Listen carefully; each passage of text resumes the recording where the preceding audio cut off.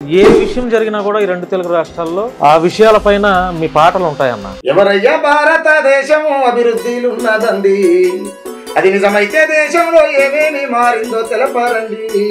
ఎవరయ్యా భారతదేశం అభివృద్ధిలు ఉన్నదండి, అది నిజమైతే దేశంలో ఏమేమి మారిందో తెలపారండి. అన్న ఎన్ని పాటలు రాశారు ఇప్పటిదాకా? అన్ని రచన స్వరకల్పన మొత్తం మీరే? ఇలకతమ పిలియా నేను వనికి డబ్బులియా, ఇలకతమ పిలియా నేను వనికి డబ్బులియా, నేను వనికి డబ్బులియా, నేను వనికి డబ్బులియా. ప్రతి పాట నేను ఏది కూడా నా గుర్తింపు కోసం రాలేదు. మీరు పాడిన పాటలో మొత్తం ప్రజలు పడే అవస్థలన్నీ చెప్పేశారు. నమ్మొద్దు నమ్మొద్దు పంట భద్రులు అరది మారు మల్లన్నని, నమ్మితే మల్లన్న తారుమారు చేస్తాడు పంట భద్రుల బతుకుని. అన్న మీరు రాజకీయ పార్టీలకు అతీతంగా పనిచేస్తారా? ఏ పార్టీకైనా మీరు క్వశ్చన్ చేస్తారా? అనేది సమస్య నాది కాదు, ఇది కాదు, కానీ ఏ పాటకాడు ఏ ఉద్యమకారుడు జనం కోసం పానాలు ఇస్తామని చెప్పి నేను పానం ఇచ్చటం కాదు. నా జోలికి వస్తే పానం తీసుకోండి. ఎవరైనా పంచాయతీ చేస్తే పోయి కొట్లాడతా, ఎవరైనా ఎదురు కూర్చో అంటే తంతా. ఇట్లాంటి మాటలు చాలా మంది చెప్తారన్న. బీజేపీ పరిపాలన ఎలా ఉందన్న? గోరక్షణ గురించి మాట్లాడుతున్నటువంటి బీజేపీలు ఆ గోమాంసాన్ని విదేశాలకు ఎక్స్పోర్ట్ చేసేది బీజేపీ. గోరక్షణ ఉండాలనేటువంటి హిందూ మతవాదులు ఎవరైతే ఉన్నారో మరి స్త్రీ రక్షణ ఎందుకు కోరుకుంటలేరు అనేది మా క్వశ్చన్. కానీ ఇక్కడ బీజేపీ ఏం చెప్తుంది? పుడితే పుట్టాలి హిందువుగా. అంటే మిగతా వాళ్ళంతా మనుషులు కదా వాళ్ళు. కొంతమంది పని పాట లేని పోరంబోకు నా కొడుకులు హిందూ దేశంగా ప్రకటించాలని ఇప్పుడు నినాదాలు చేస్తారు. అంగల్ మస్తుగా మాట్లాడతారు అయితారా అన్న? ఆర్థికంగా ఏమన్నా వెనకేసుకున్నారా? ఎవరు తప్పు చేస్తే వానికి వ్యతిరేకంగా రాస్తా కాబట్టి మొత్తం తెలంగాణలో 1200 ఛానళ్లు మూట్ల పెట్టించారు అనేది ప్రచారం జరుగుతుంది. అలా మన 2 ఛానళ్లు ఉంటాయి. ఆ 2 ఛానల్ నడిస్తే మనకు పూట గడుస్తుంది. ఇప్పుడు సంవత్సరానికి కొంచెం ఇబ్బంది అవుతుంది. అందరికి నమస్కారం, నేను Bhanu Mekala. Welcome to Sasi TV. ఈరోజు మనతో ఒక స్పెషల్ గెస్ట్ ఉన్నారు. ఆయన సామాజిక ఉద్యమకారుడు, ప్రముఖ గాయకుడు. అనేక అంశాలపైన ఆయన తన పాటలతో సమాజాన్ని చైతన్యపరిచే విధంగా ఆయన పాటలు ఉంటాయి. ఆయన ప్రముఖ గాయకుడు సుక్కా రామ్ నరసయ్య గారు. అన్న నమస్తే అన్న. అవునన్నా, దాదాపుగా ఒక 4-5 నెలలు అంటే బిజీ అయిపోయావన్న భగవంతుడి దయ వల్ల. అంటే నేనేమంటే భగవంతుని దయ వల్ల అయితే కాదా, ప్రజలకున్న సమస్యల వల్ల, చేస్తున్న తప్పిదాల వల్ల, కవులు, గాయకులు, నాయకులు ఎవడనే వాళ్ళు చేసే తప్పులను బట్టి నేను అక్కడ పోవాల్సి వచ్చి మన ఇద్దరి మధ్య గ్యాప్ వచ్చింది అంతే. అంటే ఏ విషయం జరిగినా కూడా ఈ రెండు తెలుగు రాష్ట్రాల్లో ఆ విషయాలపైన మీ పాటలు ఉంటాయన్న. అంటే కొంతమంది ప్రెస్ మీట్స్ పెట్టి, లేదంటే కొంతమందిని వెనక గ్యాదర్ చేసుకొని ప్రశ్నిస్తూ ఉంటారు. కానీ సమాజంలో జరిగే ప్రతి విషయం పట్ల మీరు ప్రశ్నల రూపంలో, పాటల రూపంలో క్వశ్చన్ చేస్తూ ఉంటారు. అంటే ఎందుకని ఇట్లా? అంటే మనం ఒక సైన్యాన్ని తయారు చేయాలన్నా, లేకపోతే సమస్యను ఎక్స్ప్లెయిన్ చేయాలన్నా, అంటే ఇక్కడ సంఘాలు పెట్టి, ఇప్పుడు చాలా సంఘాలు ఉన్నాయి, ఉద్యమ సంఘాలు అని చెప్పి ఎన్నో సంఘాలు ప్రభుత్వాలు వేసేటువంటి బిస్కెట్లకు సంకనాకి పక్కకు జరిగిపోయినటువంటి మనం కల్లోనే చూసినాం, లెక్కలేదు అసలు. ద సేమ్ టైం అంటే పాఠకాల విషయానికి వస్తే పాఠకాలు లెజెండరీ అనుకునేటోళ్ళు కూడా ఎవరి లాగుల కన్నా కూర్చుంటారు. ఆ టైంలో ఏమనంటే నాకు కొద్ది గొప్ప పాట వస్తుంది, అంటే రాయడం వస్తుంది, నేను అదే ప్రాంతంలో పుట్టినా కదా, ఎందుకు మేము వీళ్ళని చూసి పెరిగితే వీళ్ళేంది ఇట్లా ఉన్నారు, ఉద్యమకారులు అట్లనే ఉన్నారు, గాయకులు అట్లనే ఉన్నారు, నాయకులు అట్లనే ఉన్నారు, అసలు ఏంది అసలు ఇది అని చెప్పి అట్లా స్టార్ట్ అయిన జర్నీ ఇప్పుడు ఎక్కడెక్కడ నాకు తెలియదు కూడా నేను ఎటో పోయే స్థితికి వచ్చేసిన. అన్న ఎన్ని పాటలు రాశారు ఇప్పటిదాకా? 700 రాయొచ్చు. 700-800 అన్ని రచన స్వరకల్పన మొత్తం మీరే? 99% నేను ఉంటా మీరే. 800 పాటల్లో బాగా పేరు తెచ్చినటువంటి పాట? అంటే నేనేమంటే పేరు అంటే నేను పర్టికులర్ ఇది చాలా మంది నన్ను అడగలేవారు కూడా. అంటే కాదన్నా, అంటే ఎందుకు అడిగానంటే ఒక 100 పాటలు రాసినా కూడా ప్రజల్లోకి మన ఫేస్ వెళ్ళదు, మన నేమ్ కూడా వెళ్ళదు. 200 పాటలు రాసినా కూడా ప్రజలు అంటే యాక్సెప్టెన్సీ లేకపోతే మన పేరు తెలియదు, ఊరు తెలియదు. ఈ పాటతో అరే పలానా సుక్కారాం నరసయ్య ఒక గాయకుడు అనేది ప్రజల్లోకి వెళ్ళి ఉంటుంది కదా, అది ఏ పాట? నేనేమంటున్నా అదే చెప్తున్నా, ప్రతి పాట నేను ఏది కూడా నా గుర్తింపు కోసం రాలేదు. నేను పని చేస్తే ఆటోమేటిక్ గుర్తింపు వస్తుంది, కొత్తగా గుర్తింపు కోరుకోవాల్సినటువంటి అవసరం లేదు. బట్ ఏమనంటే నేను ప్రతి పాట పంచాయతీ చేసిన, పంచాయతీ అడిగిన, ఇది ఇట్లా కాదు కదా, ఇట్లా ఎందుకు చేసిరు, ఇట్లా కాదు కదా, ఇట్లా. అవును. ఎవరయ్యా భారతదేశము అభివృద్ధిలు ఉన్నదండి, అది నిజమైతే దేశంలో ఏమేమి మారిందో తెలపారండి. బతుకు తెరువు లేక బతకలేని ప్రజలు మనసు చంపుకొని ఒళ్ళమ్ముకుంటుండ్రు, కిడ్నీలు రక్తాలు అమ్ముకుంటున్నారు, గుడిమెట్లపై చేరి ఎడక తింటున్నారు, ఇంట్లో టీవీ నుంచి బైకు మోటారు దాకా ఫైనాన్స్ అప్పిచ్చి ప్రాణాలు తీస్తుంటే ఎవడయ్యా భారతదేశం అభివృద్ధిలు ఉన్నదండి, అది నిజమైతే దేశంలో ఏమేమి మారిందో తెలపరండి. ధనికులై నొల్లు తొడిగిడిసిన బట్ట, ధనికులై నొల్లు తొడిగిడిసిన బట్ట, అంగడంగడి చూడు పాత బట్టల మూట, మండు టెండల్లోన చెమట సుక్కకు తడిసి పేదొల్లయ్యన్ను పై చిరిగిన చొక్క, రెక్క ముక్కలు చేసి పూట గడిపేటోళ్ళు అంగట్ల పాతంగి లాగు కొనుక్కుంటుంటే నాకు ఇట్లా. మీరు పాడిన పాటలో మొత్తం ప్రజలు పడే అవస్థలన్నీ చెప్పేశారు. నేను అందరూ ఇంకోటి ఏం చేసినంటే, దువ్వంగా రాలేటి తెగినంటికలు ఏరి, దువ్వంగా రాలేటి తెగినంటికలనేరి, ఇటుక సందుల నడవ భద్రపరుచుకొని, బలచిత్ర బతుకులు సిక్కెంటికలనేసి పిన్నీసు రిబ్బండు ఇంకా కొనుక్కుంటుండ్రు.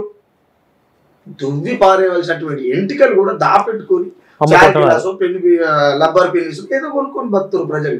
భారతదేశం అభివృద్ధిలో దూసుకపోతుంది, ఆడిపోతుంది, ఈడిపోతుంది అని చెప్పేటువంటి అలాంటి సన్నాసులను చూసినప్పుడు జర బాధ అనిపిస్తుంది, బాధ అనిపిస్తుంది కదా, అట్లా రాసుకుంటూ పోతుంది. అన్న మీరు రాజకీయ పార్టీలకు అతీతంగా పనిచేస్తారా, లేకపోతే ఏ పార్టీకైనా మీరు క్వశ్చన్ చేస్తారా పాటలు? నేనేమంటే అన్న, పాట అనేది సమస్యది, నాది కాదు, ఇది కాదు, ఎవరిది కాదు. సమస్య లేనప్పుడు సాహిత్యం ఎడికెళ్ళి కొడుతుంది అనేది మాట్లాడుతుంది. కాబట్టి అది ప్రజలు.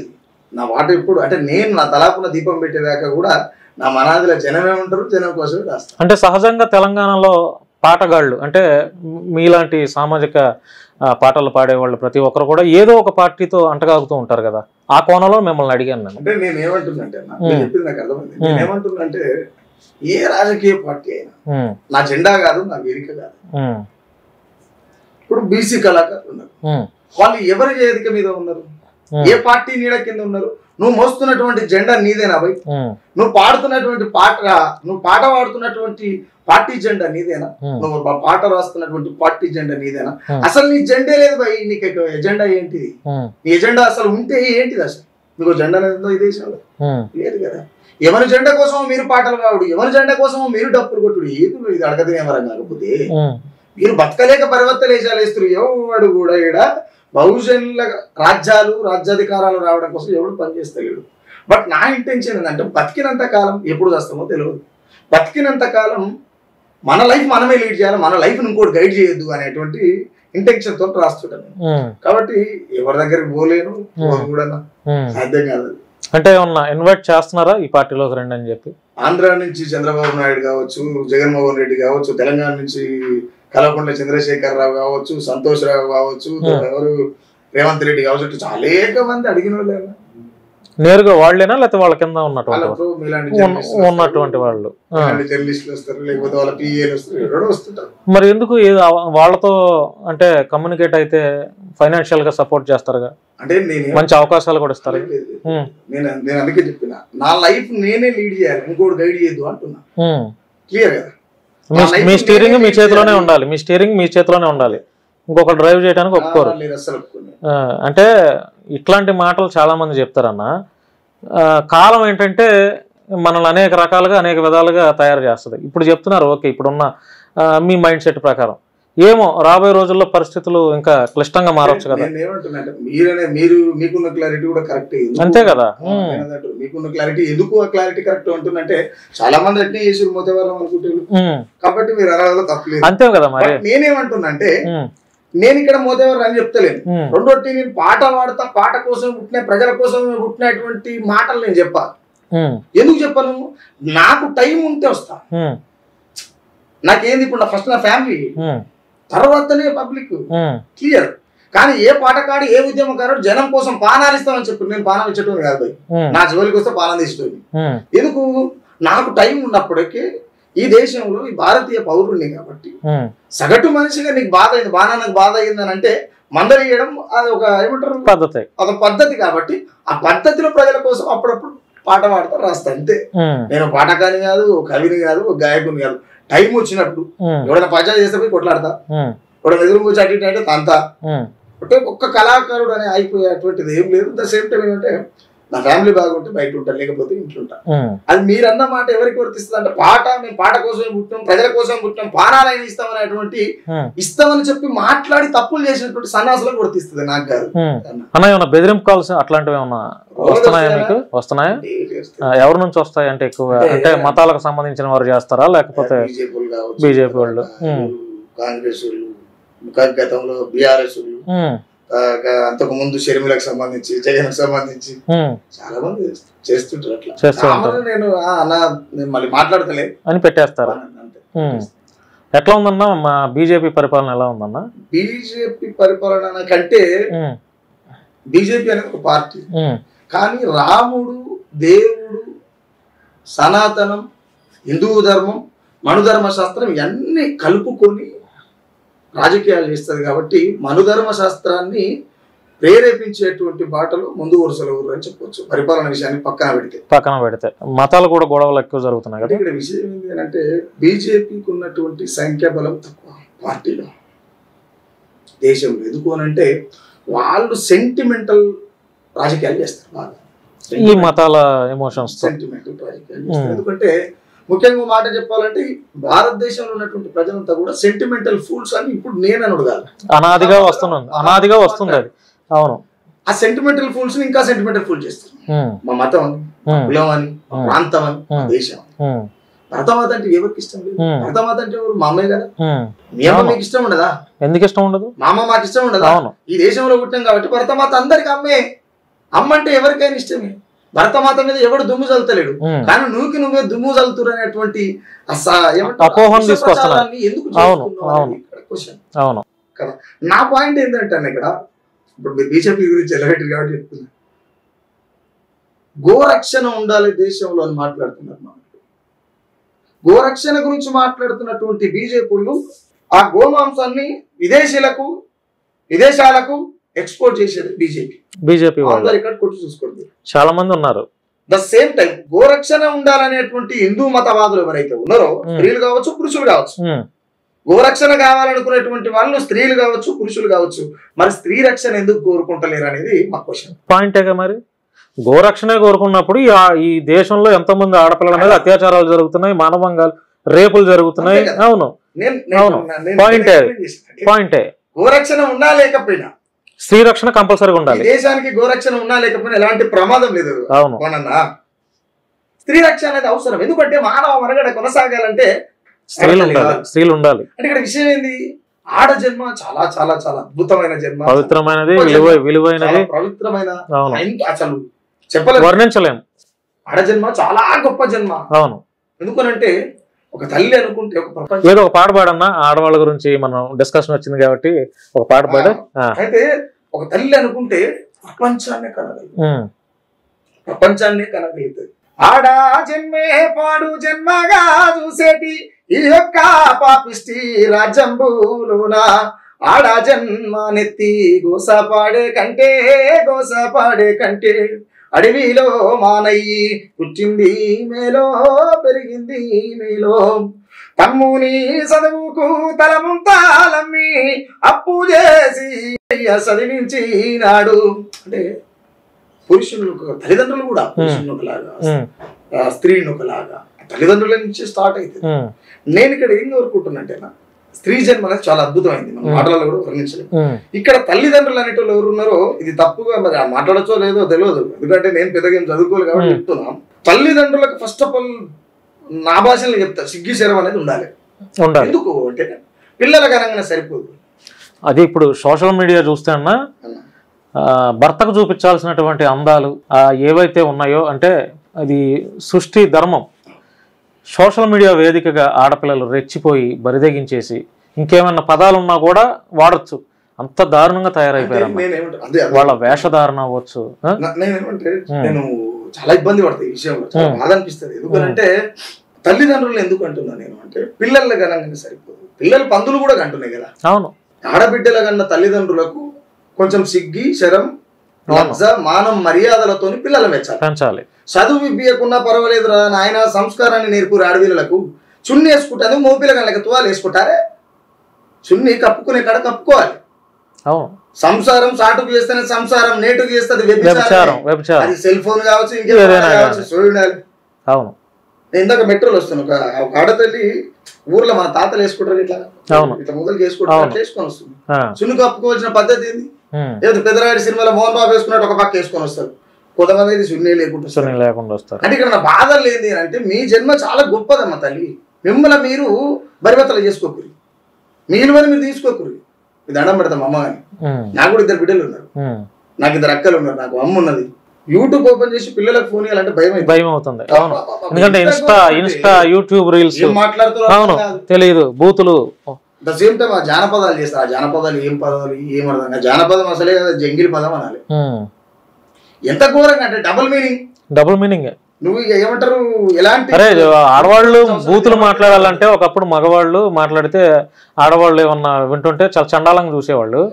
ఇప్పుడు మరీ రోతగా మగవాళ్ళ కంటే ఆడవాళ్ళు దారుణంగా స్త్రీలు ఎక్కువ మాట్లాడుతున్నారు. చాలా ఈ ఫేస్బుక్ లో కొంతమంది ఒక స్క్రాప్ బ్యాచ్ ఉంటారన్న. అవును, పెరుగుతుంది కదా మరి. అది ప్రభుత్వాలు దీనిపైన కఠిన నిర్ణయాలు తీసుకోవాలన్నా. అవును, కనీసం బట్టలు వేసుకుని బయటికి పోతే చున్న ఎద మీద మంచిగా వేసుకొని పోతే మొక్కబుద్ధి అవుతుంది. అవును, నువ్వు ఏమో అనొచ్చు అనరాదు, నువ్వు తొడలు కనపడతాడు బట్టలు వేసుకొని, నీ సంఖ్యలు కనపడతా బట్టలు వేసుకొని పోయినప్పుడు ఇది మనిషికి పుట్టిందా అని అనిపిస్తుంది. వాస్తవమే కదా మరి, అనిపిస్తుంది. మరి అవి చూసే కదన్నా ఇప్పుడు వాళ్ళు ఆ రకంగా ఎక్స్పోజ్ చేస్తున్నారు. చూసే వాళ్ళల్లో కామ కోరికలు ఎక్కువైపోయి కూడా రేపులు జరుగు. మరి ఈ క్రమంలో ఇంకొకటి చెప్పాలన్నా, సారీ డిస్టర్బ్ చేసి, చెప్పండి. ఈ క్రమంలో ఒకటి చెప్పాలి. వీళ్ళు స్త్రీలు అనేటివి అర్ధ బట్టలు వేసుకున్నప్పటికీ కూడా ఈ మధ్యలో స్త్రీల మీద జరిగే రేపులు కావచ్చు, వాళ్ళ మీద జరిగే మానభంగాలు కావచ్చు, మరణాలు కావచ్చు, అటాకులు కావచ్చు, ఏమైనా కావచ్చు, అవన్నీ తగ్గిపోయినాయి. ఎందుకు తగ్గిపోయినాయి అంటే, ఇక్కడ ఎవరైతే పుట్టడం పురుషుని ఆకారంలో పుట్టి పెరిగిన తర్వాత స్త్రీ కోరికలు వచ్చినటువంటి హిజ్రాలు ట్రాన్స్జెండర్స్ అంటారు కదా, వాళ్ళు బతకలేక సెక్స్ వర్కర్లుగా మారి కామం ఎక్కిన పలికిమాలిన కొడుకులకు వాళ్ళ శరీరాన్ని పంచి ఈ బిడ్డలు బరి తెగించినా కూడా ఇలా ప్రాణాలను కాపాడేటువంటి రక్షణ కవచం అయి కూర్చోరు. నిజంగా కూడా ఈ నాకు తెలిసి స్త్రీ జాతి అలా కాలు మొక్కిన తప్పులేదు అంటే అందరం బిడ్డలు. అవును అవును, ఇలా మన బిడ్డలు ఎట్లా ఇప్పుడు రీసెంట్ గా అంత ఎందుకన్నా, ఇప్పుడు అఘోరిగాడు ఉన్నాడు దొంగోడు, వాడి విషయంలో మీడియా పరంగా 100కు 1000% నేను చేశా, వర్క్ చేశా. మీ అందరూ చూసే ఉంటారు. వాడు జైలుకి వెళ్ళటంలో ప్రధాన పాత్ర పోషించింది నేనే. ఇది ధైర్యంగా చెప్పొచ్చు, అందరికి తెలుసు. ఆడి విషయంలో 2 ఆడపిల్లలు ఇట్లాగా అన్యాయానికి గురయ్యారు, వాడి చేతిలో మోసపోయారని చెప్పి, అరే సామాజిక కార్యకర్తలు చాలా మంది ఉండి అఘోరీ గాడిని భుజాన వేసుకుని సపోర్ట్ చేసిన వాళ్ళు కూడా స్పందించలేదు. ఈ ట్రాన్స్జెండర్ స్పందించారన్న, పోరాడారు చివరి వరకు, చాలా పోరాడారు నిజంగా. మరి ఏమైపోయారు తెలంగాణలో ఉన్నటువంటి చాలా మంది? ఈ స్త్రీ జాతి హక్కుల కోసం మాట్లాడేటువంటి అక్కలంతా యాడికి పోయారు? మీ సంఘాలన్నీ ఏం చేస్తున్నారు? అవును, ఎందుకు అఘోరి గారు చేస్తున్న తప్పిదాల మీద మాట్లాడట్లేదు? ట్రాన్స్జెండర్స్ ఎవరైతే ఉన్నారో వాళ్ళు కనబడితే వాళ్ళ కాళ్ళు మొక్కినా తప్పు లేదు. ఎందుకు అంటుందంటే, నేను ఇందాక చెప్పినట్టు మన బిడ్డలు ఏ వేషధారణతోనూ ఉన్నా ఇలా పురుషులు వాళ్ళని ఏ ఇబ్బందులు పెట్టలేని స్థితిలో ఉన్నారు అంటే వీళ్ళ శరీరాన్ని వాళ్ళ కామానికి వీళ్ళు పంచగలుగుతున్నారు. సమాజం వీళ్ళని యాక్సెప్ట్ చేయలే, ఏ పని చేస్తామన్నా. ఇప్పుడు హోమ్ గార్డ్ గాను లేకపోతే ఒక బ్యాంక్ వస్తున్నారు, ఇప్పుడు అవుతున్నాం. అవును, చైతన్యం వస్తుంది. అవును, ఇప్పటికి ఎంతో అసమానత ఉందన్న, అవకాశాలు ఇవ్వట్లేదన్న, ఇవ్వట్లా పాపం. తెలుసా, యువకే వాళ్ళకి గత్యంతరం లేక సెక్స్ వర్క్ చేస్తున్నారు. వాళ్ళకు మంచి చదువుకున్న వాళ్ళలో లేక చదువుకోపోయినా వాళ్ళకు ఒక అటెండర్ జాబ్స్ ఇట్లాంటి మా ఇన్స్టిట్యూట్లో ఏదైనా జాబ్స్ ఇచ్చినా కూడా చక్కగా చేసుకుంటారు. వారి పైన ఇంకా దళితులను ఎట్లయితే అంటరానితనంగా చూస్తారో అంతకు మించి వాళ్ళ మీద అసమానత ఉందన్న. నెక్స్ట్ వాళ్ళ మీద మంచి పాట రాయండి అన్న. అనుకుంటున్నాను, నాకు ఏ ప్రాబ్లం ఉండదు, బట్ ఆర్థికమైన ప్రాబ్లం ఏ ప్రాబ్లం ఉండదు నాకు. ఇందువల్ల అవుతుంది. అందారోలే అమ్మ కడుపులోనే, అందారోలే అమ్మ కడుపులోనే, ఉమ్మా నీరున 9 నెలలు ఉన్నాం, పొద్దులు నిండి పొత్తి కడుపు నుండి కంచే దాటిన కడుపు పంటానండి ఏలో ఏలో ఏలో ఎన్నియాలో మేమేమి చేస్తే మీరే రాలీడో ఏలో ఏలో ఏలో ఎన్నియాలో మేమేమి చేస్తే మీరే రాలీడో అంటే కనిపించినటువంటి తల్లి నెట్టేస్తుంది వాళ్ళ తప్పేం కాదు కదా అది ప్రకృతి విరుద్ధం మనం ఏం చేస్తాం దానికి ఈ ప్రజలు కూడా అవసరం ఉంటే అర్ధనారీశ్వరుడు అని మాట్లాడతారు అవసరం తీరిన తర్వాత ఒక సెక్స్ పండుకోవడానికి మాత్రమే పుట్టిరు అన్నట్టుగా మాట్లాడుతుంటారు అంటే ఇవన్నీ కలుపుకొని బాధ చేస్తారు చెయ్యాలన్నా చెయ్యాలి చేస్తే గానీ అవును చెయ్యాలి ఎందుకంటే అన్ని విషయాలపైన మీరు రాస్తున్నారు కాబట్టి అన్న మొట్టమొదటి పాట ఏది మీరు రాసింది నా మనసులున్న మాట తెలుపుతున్నా పాట నైపతి పల్లె తిరుగుతున్నా జ్ఞాపకాల పల్లె పాటనైనా ప్రజల బాధలే పాట పాడుతున్నా నాకు జన్మనిచ్చిన తల్లి యాదమ్మకు జన్మంతా రుణపడి నేనుంటాను కడుపు నిండా తిండి లేకపోయినా డప్పు దరువుతో ఆకలే మరిసినా నా మనసు నిండా రంది ఎంత ఉన్నా జనపాట పాడి బాధన మరిసినా నేను పాడితే జనమంతా సప్పట్టురా నా బతుకునున్నాయి సీకట్లురా ఇది రాసిన భలేగా ఉందన్న ఈ లైన్ అవును మీరు పాట పాడితే చప్పట్లు మీ బతుకులో అంతా చీకట్లు నిజం కోసం నిజం మాట్లాడేటోడు ఎవడైనా నేనని ఏం కాదన్నా ఫస్ట్ కాదు లాస్ట్ కాదు అంటే కొంతమందికి అగం వస్తుందేమో కానీ బట్ నాకు అది ఇష్టం లేదు చాలా సాధారణంగా బతకాలి ఇప్పటికీ గర్వం లేదు అంటే ఒక పేరు వచ్చినా కూడా అంటే ఇప్పుడు ఈ జనరేషన్ అంతా ఒక పాట హిట్ అయిందంటే తెల్లారు వాడిని కట్టు బొట్టు అని యాస భాష అని స్టైల్ అని వేబో ఏ టెస్ట్ వస్తుందని మాట్లాడుతుంటారు నాకు చిత్రం అనిపిస్తుంది అరే మనం వచ్చింది మనం తల్లి కడుపులో పుట్టినటువంటి మాయని మించిన మైల లేదురా భూమి మీద కదా అందరం వాళ్ళకెళ్ళి పుట్టినాం గీడికి వచ్చి 4 రోజులు ఆటకి ఏందివా నీ గడబిడ ఆ సత్యాన్ని పసిగట్టినాం కాబట్టి ఎవడమైనా తల్లి కడుపులోకి వెళ్ళి ఏంది లూలి నేను ఇంకా 100 పాటలు రాసిన సుఖరావు నడిచినే ఉంటాడు ఇప్పుడు మీతో ఎంతైతే ఫ్రెండ్లీగా ఉండో ఇట్లనే ఉంటాడు అన్న ఆర్థికంగా ఏమన్నా వెనకేసుకున్నారా అంటే నేను అదే చాలా ఇంటర్వ్యూలో చెప్పాను నాకు సుఖరావు నడిచేకి ఆర్థిక ఇబ్బంది తప్ప మానసిక ఇబ్బంది ఉండదు లేదు ఆర్థిక ఇబ్బంది కోరుకునేది కూడా అదే నేను గడపాలనుకున్నది అంటే ఇప్పుడు ఒక పాట రాస్తే ఆ పాట ప్రేక్షకుల ఆదరణతో మిలియన్స్ వ్యూస్ లో వెళ్తున్నాయి కాబట్టి ఈ మధ్యలో ఏమైనా ఒక 1.5 year అవుతుంది యూట్యూబ్ నడవకపోవడం నేను రాసేటివేమో అన్ని ప్రభుత్వాలకు వ్యతిరేకంగా ఎవడు తప్పు చేస్తే వానికి వ్యతిరేకంగా రాస్తా కాబట్టి ఎందుకు మొత్తం తెలంగాణలో ఒక 1200 ఛానళ్ళు మూట్ల పెట్టి ఇచ్చి అనేది ప్రచారం జరుగుతుంది ప్రస్తుతానికి తెలంగాణ గవర్నమెంట్ అలా మన 2 ఛానళ్ళు ఉంటాయి ఆ 2 ఛానల్ నడిస్తేనే మనకు కూడా గడుస్తుంది ఇప్పుడు సంవత్సరం కొంచెం ఇబ్బంది అవుతుంది ఆర్థికంగా ఇబ్బంది అవుతుంది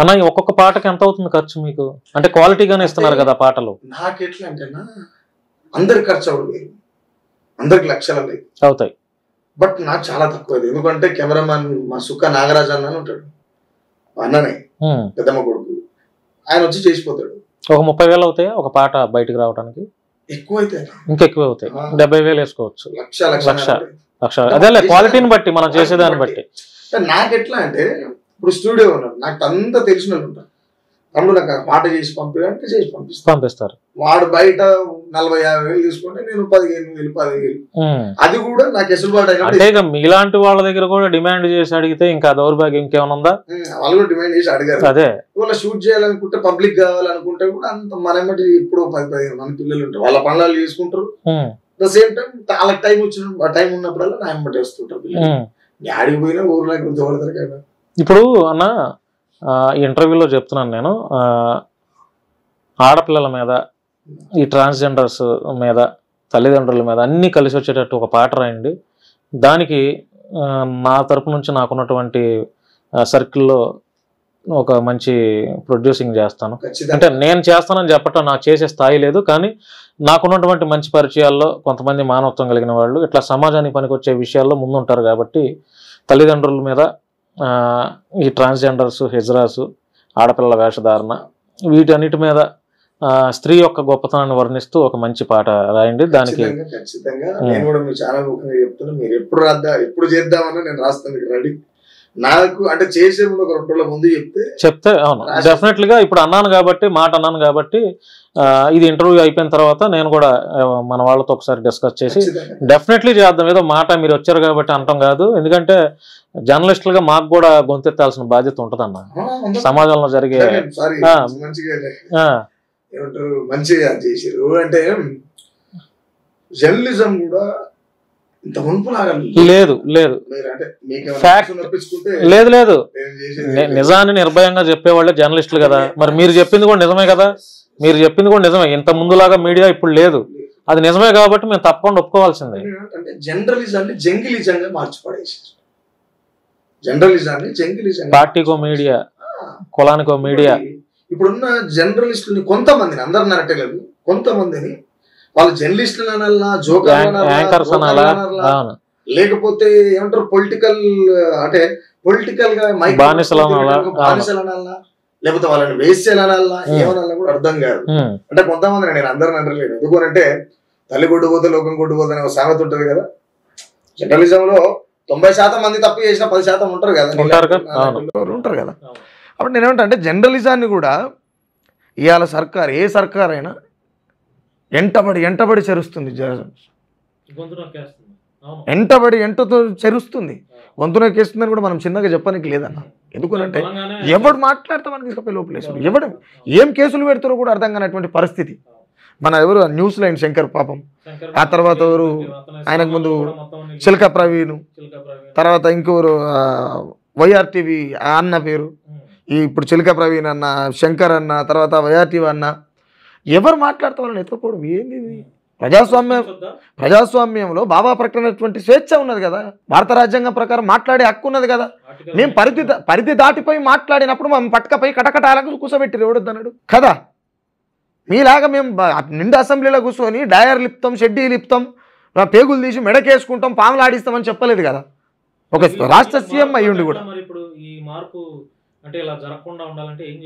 ఏం లేదండి, ఇక్కడ జర్నలిజం కరెక్ట్గా పనిచేయాలి.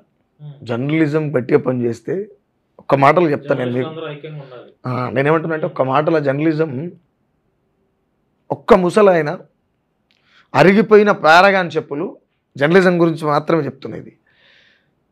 60 ఏళ్ళు నిండిన ముసలాయన అరిగిపోయి పొక్కలు పడ్డటువంటి పారాగాన్ చెప్పులు, చినిగిపోయినటువంటి సైసంచి, అందులో ఒక బుక్కు, ఒక పెన్ను, ఆయనకు పెట్టుకున్న కళ్ళజోడు తప్ప ఇంక ఆయన దగ్గర ఏముండదు. కానీ ఆ 60 సంవత్సరాల తనువును చూసి ఈ వ్యవస్థను నడుపుతున్నటువంటి కొడుకులు ఒక్కొక్కడు ఉచ్చబోసుకున్న దాఖలాలు ఉన్నాయి జర్నలిస్టులను చూస్తే. అంత బలంగా పోయారు. అవును, కానీ అలా అదే జర్నలిజాన్ని వాళ్ళకు విలాసవంతమైన జీవితాన్ని గడిపే టైంలో కావాల్సినటువంటి వేశ్యలాగా చేసి పడేసారు జర్నలిజాన్ని. జర్నలిజం చాలా గొప్పది, అందుకే భయం లేకుండా పోయింది ప్రభుత్వాలకి. ఇక పోలీస్ వ్యవస్థ అయితే మనం చెప్పడానికి లేదు, అక్కర్లేదు అసలు. మనం ఎందుకు బట్టలు చెప్పుకుంటారో అర్థం కాదు. అంటే ఇక్కడ సమస్య ఎక్కడ వస్తుందంటన్నా, సమాజం పైన అవగాహన లేకుండా, ఒక సమస్య పట్ల ఎలా స్పందించాలి, కనీసం పోలీసు వ్యవస్థ మీద అవగాహన, సిఆర్పిసి, ఐపీసీ, భారత రాజ్యాంగం పట్ల అవగాహన లేకపోవటమే ఇప్పుడు వస్తున్నటువంటి చిక్కులు. ఇప్పుడు జర్నలిజం చేస్తూనే ఇప్పుడు మీలాంటి వారిని మేము ఇట్లా క్వశ్చన్ చేసే పరిస్థితుల్లో ఉన్నప్పుడు మాకు మినిమం నాలెడ్జ్ ఉండాలి. నాలెడ్జ్ లేకపోతే ఎట్లా అన్నా, నాలెడ్జ్ లేకుండా ప్రతి నిజంగా ఆ మధ్య మాట్లాడడం లేదు కదా. అట్లా తెలిసి తెలియని వాళ్ళు రావటం వల్ల కూడా జర్నలిజం చేసిన మాలాంటి వాళ్ళకి కూడా కొంత ఇబ్బంది కలుగుతుంది. ఇబ్బంది కలుగుతుంది. నిత్యం ప్రజలలో ఉంటున్నా, ఇలా సభ పెట్టి రేపు వెళ్ళిపోయేటోని కాదు, ఇలా పాట పాడి రేపు కనబడకుండా పోయేటోని కాదు, ఓ మందని ఎమ్మటేసుకుని తిరిగేటోని కాదు, రాజకీయ నాయకుడు అసలే కాదు, ఉద్యమకారి కానే కాదు, కళాకారుడు అంటే అసలు ఒప్పుకోను. ఎందుకు నేను చెప్తున్నానంటే ప్రజల సైడ్ ఉంటాం, ప్రజలలోనే ఉంటాం కాబట్టి జర్నలిజం ఇప్పుడు నేను చెప్పినట్టు 60 సంవత్సరాల క్రితం ఉన్నటువంటి జర్నలిజం ఆ ముసలాయన చూస్తే భయపడేది. పోలీస్ పటేళ్లు కూడా ఉచ్చబోసుకున్నాయి. ఫస్ట్ ఆయన పిలువురి కూర్చోబెట్టి మాట్లాడారు, ఆయన ఓకే అంటే చేద్దామనే స్థితిలో ఉంది. అలాంటిది ఇలా జర్నలిజం చాలా దూరం అయిపోయింది. ఇలా పాఠకాలను చూస్తే రాజ్యాలు గడగడ వరికేది. ఇలా పాఠకాలు పచ్చి పులుసు కంటే పలసగా అయిపోయారు. ఇవాళ ఈ పార్టీలో ఉంటాడు, రేపు ఇంకో పార్టీలో ఉంటాడు, ఎవరికి పాట రాస్తాడో తెలియదు. నేను చాలా ఇంటర్వ్యూలో చెప్పిన, మళ్ళా చెప్తాను. ఎందుకు అంటే సుఖరామ్ నరసయ్య డబ్బులు తీసుకొని పాట రాయొచ్చు కదా అంటే, పాటని మా అమ్మ అనుకున్నప్పుడు మా అమ్మని డబ్బులకు ఇచ్చేయలేను కదా. పాట మా అమ్మ అనుకున్నప్పుడు మా అమ్మని డబ్బులకు ఇచ్చేయలేను కదా. ఇంకో క్వశ్చన్, రిటర్న్ క్వశ్చన్ ఏమొస్తుంది, మరి ఇచ్చిన వాళ్ళంతా వాళ్ళ అమ్మని ఇచ్చిర్రు అనుకోవాలనా అన్న క్వశ్చన్ వస్తే నేనేమంటున్నా, వాళ్ళ అమ్మనిచ్చిర్రా బొమ్మనిచ్చిర్రా అనేది అది వాళ్ళ పాయింట్, నాకు సంబంధం లేని ఇష్యూ అది. నాకు మాత్రం పాట అమ్మ, వాళ్ళకు ఒకవేళ బొమ్మ అయ్యిందేమో అంగట్లా అమ్ముకున్నదేమో అమ్ముకోని, నాకేం ప్రాబ్లం లేదు. అట్లా ప్రజల ఆస్తి అయి పాట, ప్రజల ఆస్తి అయినటువంటి పాటని వీళ్ళు పచ్చిపులుసు కంటే పలచగా చేసి ప్రచారాలకు పైసలు తీసుకొని పాడుతున్నటువంటి వాళ్ళపైన చాలా రాసిన, నాకే పాడి పాడి ఏస్ట్ వస్తుందని అలా మీద. అంటే వీళ్ళు మారితే బాగుండు అనేటువంటి ఆశ ఉంది. బట్ చూడాలి ఏం జరుగుతుంది. అంటే విధ్వంసం అనేది జరిగినప్పుడే నూతన విప్లవం నిర్మాణం అయితే. ఇప్పుడు కర్రెగుట్ట ఉంది, నిన్న మొన్న 10,000 బలగాలు. అలా దేశం ఆల్రెడీ అప్పులలో ఉంది కదా, ఆర్థిక వ్యవస్థలు అవస్థలతో కూడుకున్నటువంటి వ్యవస్థలు సంసారం చేస్తుంది భారతదేశం. అలాంటప్పుడు కోట్ల రూపాయల ఖర్చు పెట్టి కర్రెగుట్టలో ఏముందని, నక్సలైట్ వల్ల నీకు వచ్చిన నష్టం ఏందే? నక్సలైట్లని పట్టి పట్టి పట్టి వేటాడి మీద సంపాదించినటువంటి అవసరం ఏముంది? మతం పేరిట చెప్పి మానభంగాలు చేయలేదు కదా వాళ్ళు, కులం పేరు చెప్పి గుంజుకొని పోయి రేపులు చేయలేదు కదా వాళ్ళు, ప్రాంతం పేరు చెప్పి పట్టి పీడించి కాల్చి చంపలేదు కదా వాళ్ళు, వాళ్ళు ఎవరినేం రేపులు చేయలేదు కదా, ఆ కులం ఈ కులం అని చెప్పి. వాళ్ళు ఉండబట్టే కూడా పోలీసు వారు కూడా భయపడి కొంత పనిచేస్తారు కదా, ప్రతి గడపలో ఉండాలనే కదా వాళ్ళు తుపాకులు పట్టుకుని అడవులకు పోయింది.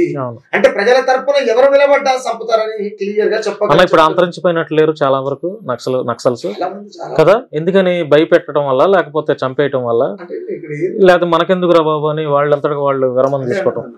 నిజమైన కమ్యూనిజాన్ని నెత్తికెక్కించుకున్న వాళ్ళు ఎవరైనా, నిజమైన కమ్యూనిజాన్ని నెత్తికెక్కించుకున్న వాళ్ళు ఎవరైనా వాళ్ళు నిలువున కాలిపోతున్న ప్రజాస్వామ్యం వర్ధిల్లాలి అని మాట్లాడతారు. పక్కతో పట్టరు. పరోక్షంగా వాళ్ళ సైనికులు అనొచ్చా, భారత సైనికులు అనొచ్చా?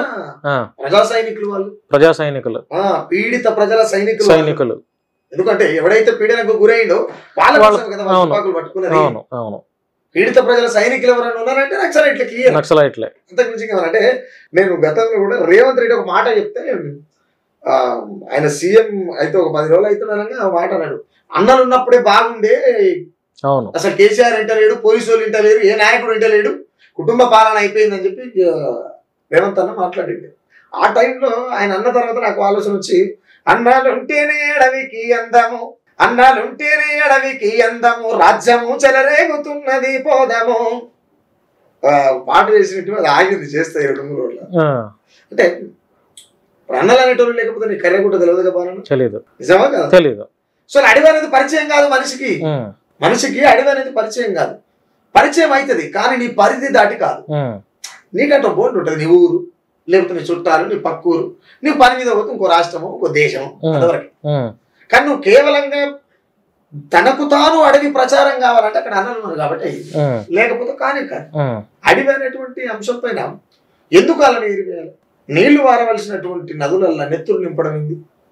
అమాయకమైనటువంటి ఆదివాసులను పట్టుకొని వాళ్ళ ఎన్నుల పైన తుపాకులు మూపి కాల్చి చంపడం ఏంది?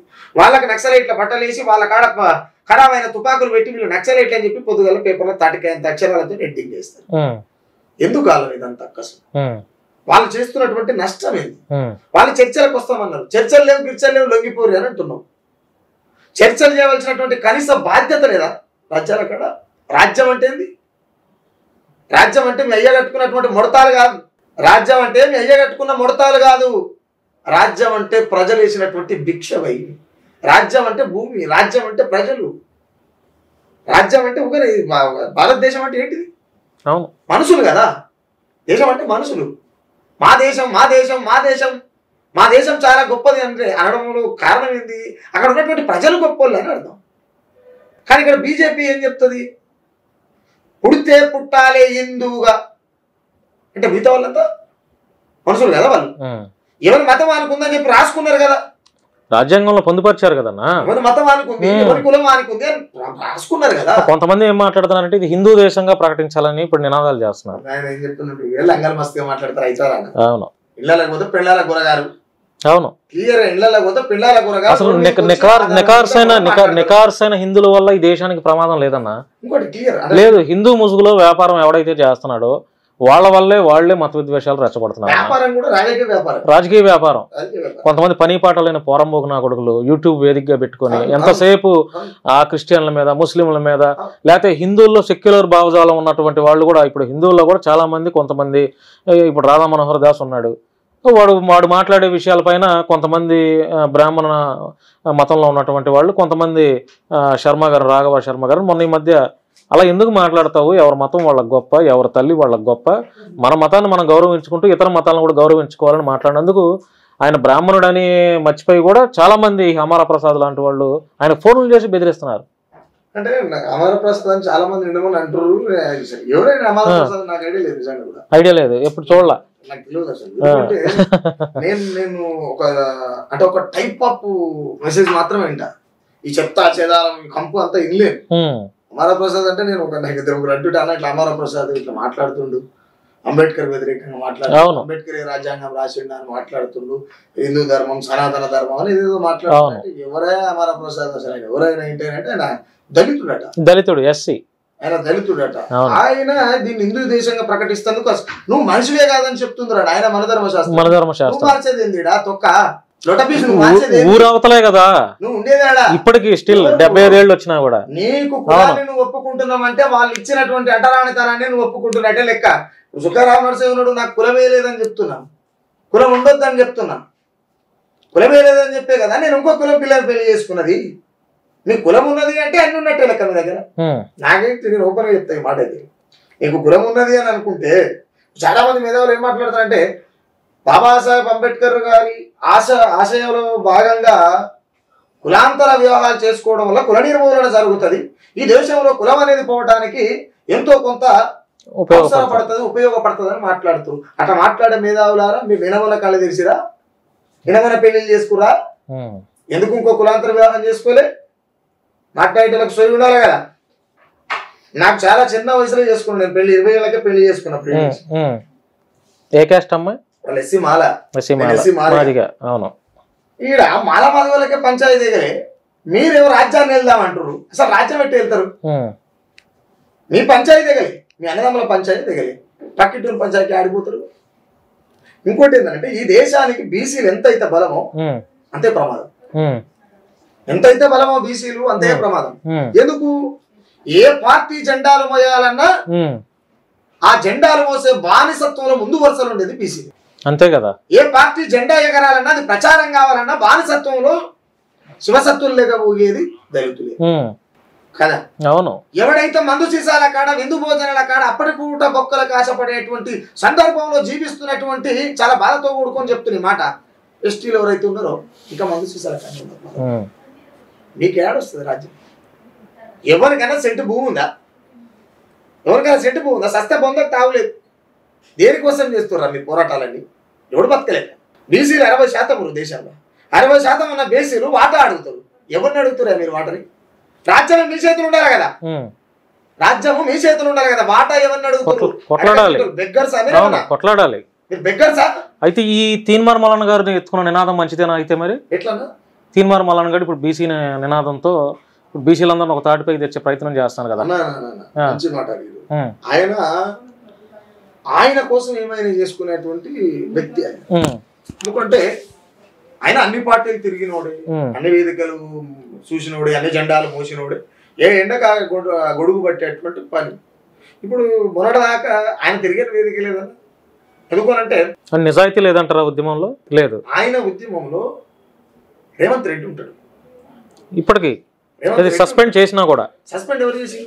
గవర్నమెంట్ కదా, తెలంగాణ గవర్నమెంట్ చేస్తుంది, కాంగ్రెస్ పార్టీ చేస్తుంది కదా. అదే కాంగ్రెస్ పార్టీ అంటే ఇప్పుడు వాళ్లే కదా. ప్రభుత్వం వేరు, పార్టీ వేరు కదా. నేనేమంటున్నా అంటే రేవంత్ రెడ్డి ఎందుకు చేస్తాడు? రేవంత్ రెడ్డి తెలియకుండా జరగలేదు, మల్లన్న తెలియకుండా జరగలేదు. వాళ్ళిద్దరి ఒప్పందాల మేరకే ప్లాన్ అనుకోవచ్చా? Plan prepaid plan. ఎందుకంటే ఈ రాష్ట్రంలో ఉన్నటువంటి ప్రభుత్వం కాలయాపన ప్రభుత్వం, కాలయాపన ప్రభుత్వం. హామీలు పక్కన పెట్టేసి ఎక్కడన్నా ఏమన్నా చేసిరు అనేటువంటి దాఖలాలు ఒక్కటి చూపించినా సరే నేను మాట్లాడతాను. డైవర్షన్ పాలిటిక్స్ అనుకోవచ్చా? ఏపీలో లాగా అంతే.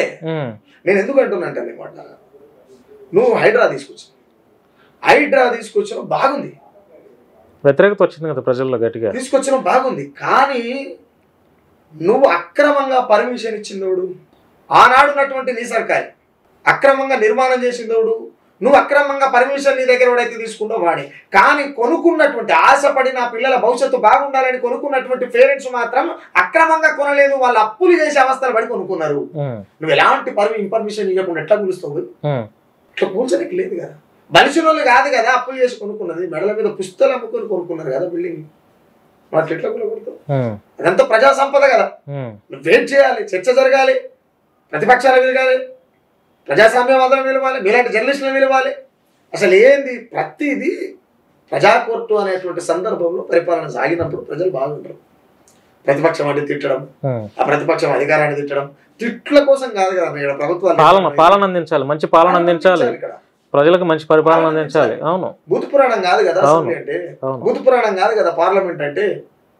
ఈ కొడుకులు అలాగో ఎవరి మీద ఎవరు తిట్టుకుంటారు, వాడు వీడిని అంటాడు, వీడు వాడిని అంటాడు, వీడు వాడిని అంటాడు, వాడు వీడిని అంటాడు. అంటే నేను ఏమంటానంటే నాన్న, మీరు చెప్పిన పేరు ఎవరైతే ఉన్నారో ఆయన అవసరాల కోసం ఏమైనా చేస్తాడు, ఆయన అవసరాల కోసం. ఇంకోటి ఆయన పుట్టిన క్యాస్ట్ ఏదైతే ఉందో.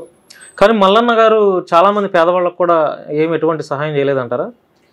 అంటే ఏం అంటే ఆఫీస్కి ఇప్పుడు ఆయనకి క్యూ న్యూస్ వేదికగా చాలా మంది క్యూ కడుతున్నారు పేదలు. కాదటగా అదే కాకపోయినా ఇప్పుడు ఆయనే ఉన్నాడు మరి, బొమ్మాక మురళి గారిదే అన్నాడు. వర్కర్ అయినప్పుడు ఏమి గతి లేకుండా వచ్చినటువంటి మల్లన్న కాంగ్రెస్ పార్టీ టికెట్ కోసం 1.5 విరాళం ఇచ్చారా? అందరు ఇక్కడ కదా యూట్యూబ్ లో కూడా రెడ్డిలు అంటే చాలా మంది కొంతమంది మల్లన్నను ప్రేమించి గౌరవించిన వాళ్ళు సపోర్ట్ చేశారేమో ఫైనాన్షియల్ గా. ఎవరి ప్రేమ అభిమానం వాళ్ళకు ఉంటుంది కాదనట్లేదు. బట్ నువ్వు ఏ ప్రేరణతో వచ్చినావు, ఏ వేదిక నుంచి వచ్చినావు, ఏ ఆశయంతో నడిచినావు, ఇప్పుడు ఏం చేస్తున్నావు? గాడి తప్పింది అంటారా? ఇదే కదా కావాల్సింది, ఇదే కదా కావాల్సింది. ఇక్కడ గ్రాడ్యుయేట్స్ వేసిన ఓట్లతో నిర్మాణమైనటువంటి ఎమ్మెల్సీ, గ్రాడ్యుయేట్స్ కి సంబంధించి ఎన్ని ఉద్యోగాలు ఇప్పించినావు, ఎవరికి ఏం చేసినావు? నీ బీసీ ఉద్యమాన్ని ఎత్తుకుంటానికి వచ్చినావా? నేను ఎత్తుకోవద్దని చెప్పట్లేదు. ఈ గ్రాడ్యుయేట్స్ పట్టభద్రులు ఎవరైతే ఉన్నారో ఆ పట్టభద్రులకు ఏం సమాధానం చెప్తూ చెప్పు ఫస్ట్. బయటకు పుట్టకని చేస్తే అంటే నడవదు కదా. నిన్ను ఎవరైతే నిలబెట్టిరో ఆ వేదిక మీద, ఆ వేదిక మీద నిలబెట్టిన వాళ్ళకి ఏం సమాధానం చెప్తావు? మేము అనుకుంటే తెల్లారి వరకల్లా రెడ్డిలు ఏది పడితే అది చేస్తామంటారు. ఆయన రెడ్డిల బుడ్డే పెట్టి తిరిగిగా, రెడ్డిలను గెలిపిస్తేందుకు ప్రచారాలు చేస్తేగా, తెల్లారి వరకల్లా చేతి అప్పుడు తెలియదా? చిన్నపిల్ల కానివా? పన్నెండబ్బ చేతులు ఏం లేదుగా. నోటికి ఎంత వస్తుంది మాట్లాడతారు, ఎట్లా పడితే అట్లా మాట్లాడతారు. ఎవరుందని మాట్లాడితే కాదు కదా, వెనక ముందు చూసే మాట్లాడాలి. కాబట్టి నేను ఏమంటానంటే ఆశయం లేనటువంటి వ్యక్తి అయినా మాట్లాడతారు.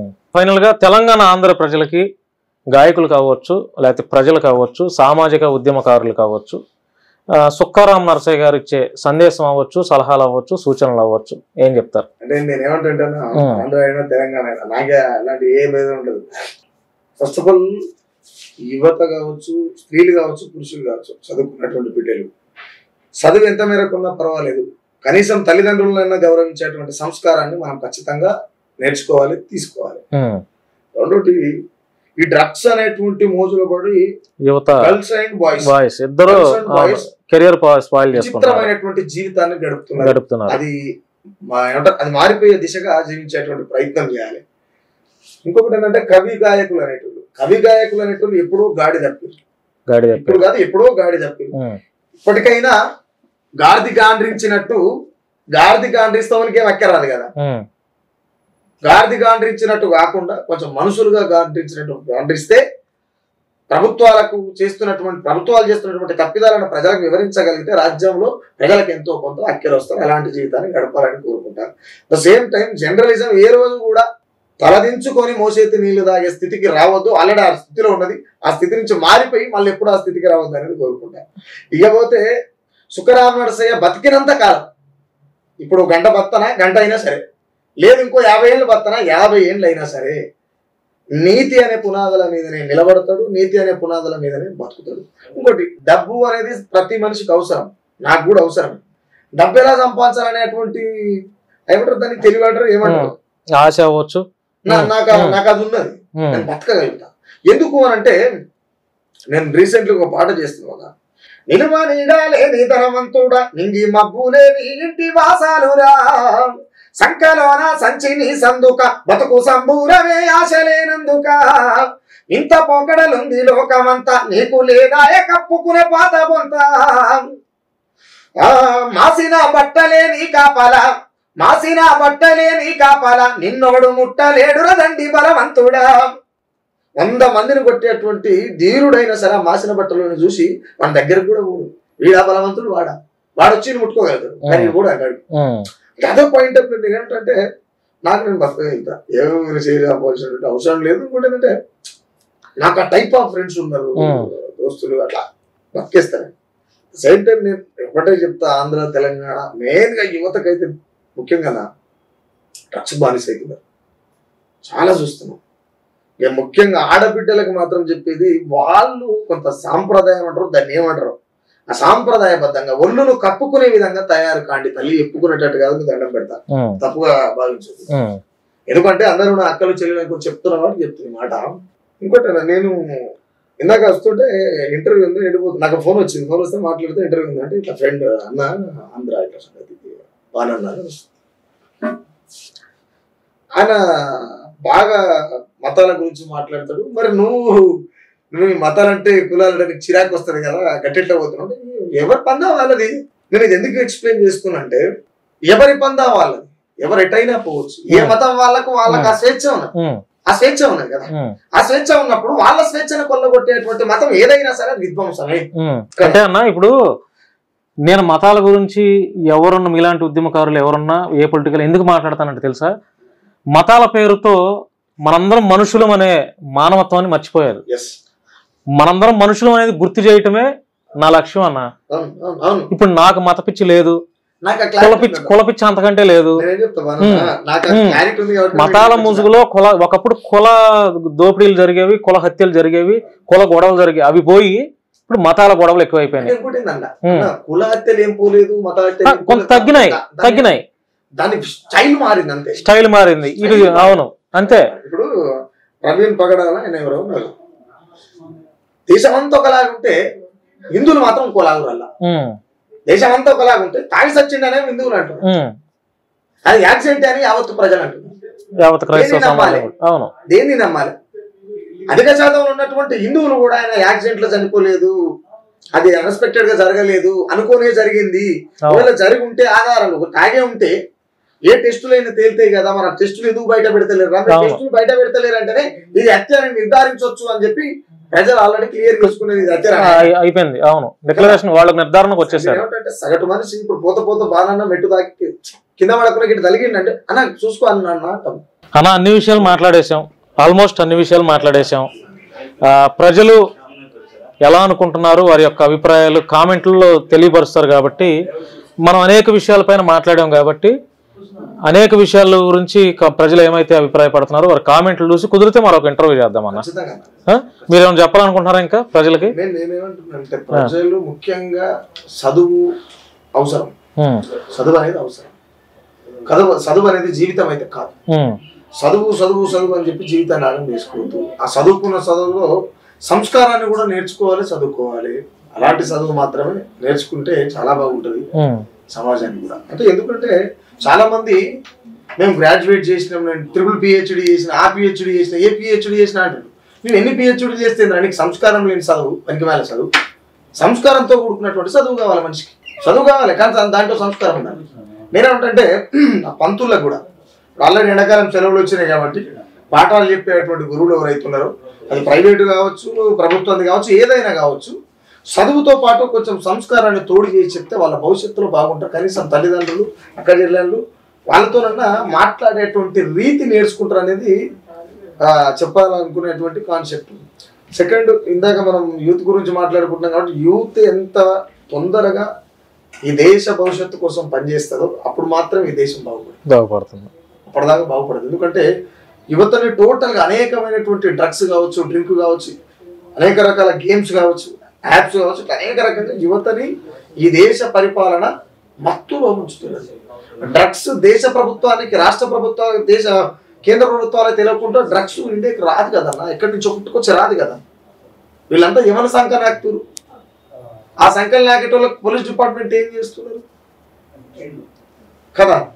ఈ పోలీస్ డిపార్ట్మెంట్ చేస్తున్నటువంటి తప్పిదాల పైన జర్నలిస్టులు ఎవరు సంఖ్యలు నాకుతున్నారు. ఇవన్నీ కరెక్ట్గా పనిచేయాలంటే యువత రోడ్ల మీదకి రావాలి, తప్పదు. విధ్వంసం జరుగుతున్నప్పుడు మాట్లాడకపోతే, ఇప్పుడు పిల్లి కూడా తలుపుల దగ్గర పెట్టి వచ్చి యుద్ధం చేస్తుంది, పులిలాగా మారుతుంది.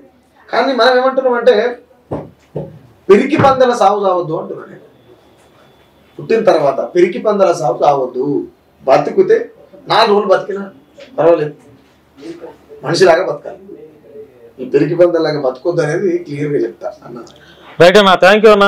మీ విలువైన సమయాన్ని మా శశి టీవీ వేదికగా ఇక్కడ చాలాసేపు నుంచి అనేక విషయాలపైన మనం మాట్లాడుకున్నాం. మాతో స్పెండ్ చేసినందుకు మీరు మరిన్ని పాటలు రాయాలి, సమాజానికి ఉపయోగపడే పాటలు మాత్రమే రాయాలని చెప్పి మనస్ఫూర్తిగా కోరుకుంటూ, కుదిరితే ప్రజల యొక్క అభిప్రాయం మేరకు మరొక ఇంటర్వ్యూ చేద్దామన్నా. మనం ఏదైతే ఇంటర్వ్యూలో చెప్పానో నేను ఒక మంచి, నేను ఆ చెప్పిన వర్డ్స్ కూడా గుర్తుపెట్టుకోండి, ఆ దిశగా కూడా మనం ఆ పాటలు రాసి ప్రజలకి అందించే, ఏం లేదు మన వంతు చైతన్యపరిచే ప్రయత్నం అంతే. మనం ఏం చేయగలుగుతాం, ఏమి చేయము అంతే తప్ప అంతే. కోట్లు ఉన్నోళ్ళం కాదు. అవును, కూటికి లేదు. అవును, కోట్లు మనకు ఆడ ఉన్నదల్లా ఆస్తి లేదు, ఆశయం ఉన్నది, రైట్, ఆకలితో పాటు అవమానం ఉన్నది. అవమానం లేనటువంటి ఆత్మగౌరవం కోరుకుంటున్నాం కాబట్టి ఈ లైన్ ఉన్నాం, మీరైనా నేనైనా. అవును, అవును. లేకపోతే తప్పులు చేయాలనుకుంటే నీకు డబ్బులు రావా, నాకు డబ్బులు రావా, అంతే. తలంచలేకనే కదా తిరుగుబాటు చేస్తున్నాం. తలంచాలని కూడా మేము కూడా ఎప్పుడు కుక్క కూరను, పిల్లి కూరను, వెలక కూరను లేదు. బట్ అట్లా బతకడం ఇష్టం, పెరిగి పందలాగా బతకడం సుఖరామర్శికి ఇష్టం. రైట్, థ్యాంక్ యూ అన్న, ధన్యవాదాలు అన్న. సో ఇది ఫ్రెండ్స్, ప్రముఖ గాయకుడు సుక్క రామనరసయ్య గారితో ఒక మంచి ఇంటర్వ్యూ జరిగింది. చాలా విషయాలు మేము డిస్కస్ చేయడం జరిగింది. ఈ వీడియో చూసిన తర్వాత మీ యొక్క అభిప్రాయాన్ని కామెంట్ రూపంలో తెలియజేస్తారని మనస్ఫూర్తిగా కోరుకుంటున్నాను. ధన్యవాదాలు అండి.